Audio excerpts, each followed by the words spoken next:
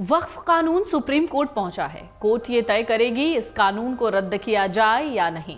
लेकिन क्यों इस कानून के विरोधियों को सुप्रीम कोर्ट का सहारा लेना पड़ा और क्यों उन्हें ये लगता है कि सुप्रीम कोर्ट से उनको राहत मिलेगी। दरअसल वक्फ कानून पर एक पक्ष ने इस एक्ट में संशोधन को असंवैधानिक कहा और इसे रद्द करने की मांग की है। इसे मनमाना करार दिया है और मुस्लिमों से भेदभाव वाला कहा है। वक्फ कानून के खिलाफ याचिकाएं दायर कर सुप्रीम कोर्ट से इसे लागू करने पर रोक की मांग की गई है। कांग्रेस, जेडीयू, आप, डीएमके, सीपीआई जैसी पार्टियों ने नेताओं ने वक्फ एक्ट को चुनौती दी है। Jamiat Ulema Hind, all India Muslim personal law board जैसी धार्मिक संस्थाएं और एनजीओ भी इसमें संशोधन के खिलाफ हैं। लेकिन इस बीच कैविएट का जिक्र है। कैविएट दरअसल एक ऐसा नोटिस होता है जिसे मुकदमे के पक्षकार द्वारा न्यायालय में प्रस्तुत किया जाता है, जो चाहता है कि विरोधी पक्ष की याचिका पर किसी स्थगन आदेश जारी होने की स्थिति में उसकी बात सुनी जाए। आपको बता दें, हरियाणा, महाराष्ट्र, मध्य प्रदेश, राजस्थान, छत्तीसगढ़, असम और उत्तराखंड सहित कई बीजेपी शासित राज्यों ने वक्फ संशोधन अधिनियम, जो कि अब कानून है, इसके बचाव के लिए सर्वोच्च न्यायालय का दरवाजा खटखटाया है, उसके लिए कैविएट दाखिल किया है। वक्फ एक्ट के खिलाफ दायर कुछ याचिकाओं में इसे असंवैधानिक बताते हुए इसे रद्द करने की मांग की गई है। कुछ याचिकाओं में इसके क्रियान्वयन पर रोक लगाने की मांग की गई है। इसे मनमाना और मुसलमानों के खिलाफ भेदभावपूर्ण बताया गया है।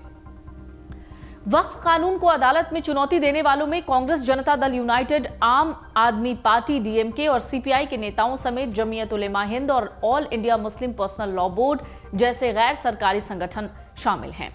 वक्फ कानून को रद्द करने वाली मांग पर सुप्रीम कोर्ट ने पहले भी स्पष्ट किया है कि वो विधायिका के अधिकार क्षेत्र में दखल नहीं देगा।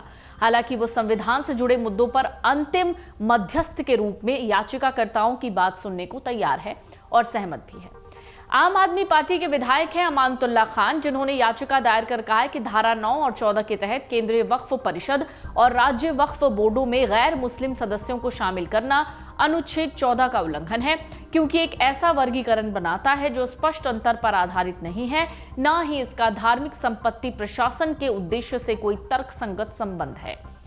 असदुद्दीन ओवैसी ने सुप्रीम कोर्ट में दायर अपनी याचिका में कहा कि संशोधन अधिनियम उन विभिन्न सुरक्षाओं को खत्म कर देता है जो पहले वक्फ को दी जाती थी।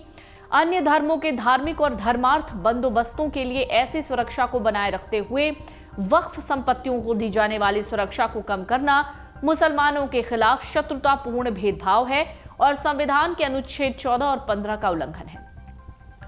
वक्फ एक्ट के समर्थन में भी सुप्रीम कोर्ट में कई याचिकाएं दाखिल की गई हैं। बीजेपी की सरकार वाले राज्य एमपी, राजस्थान, छत्तीसगढ़, असम, महाराष्ट्र और उत्तराखंड, इन सब जगहों ने भी अर्जी दाखिल करके पक्षकार बनाने की मांग की है।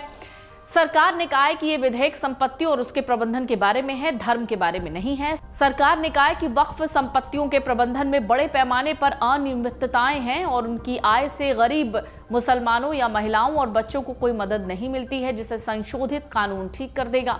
साथ ही इस विधेयक को लोगों के एक बड़े वर्ग से सलाह मशवरा करने के बाद तैयार किया गया है और इसे गैर मुस्लिम अल्पसंख्यकों का समर्थन भी प्राप्त है।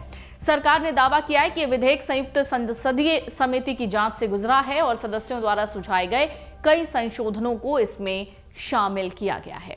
वक्फ बिल पर अब तक क्या क्या हुआ है जान लीजिए। वक्फ संशोधन बिल को लोकसभा और राज्यसभा में बहुमत के साथ पारित किया गया, जिसके बाद ये एक कानून बन गया। राष्ट्रपति की मंजूरी के लिए इसे भेजा गया था।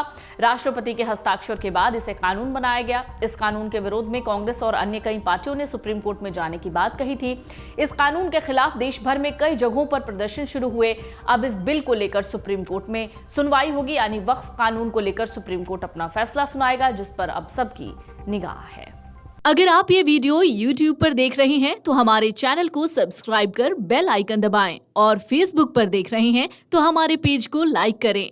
8 मिलियन प्लस सब्सक्राइबर, आपके इस भरोसे के लिए बहुत धन्यवाद।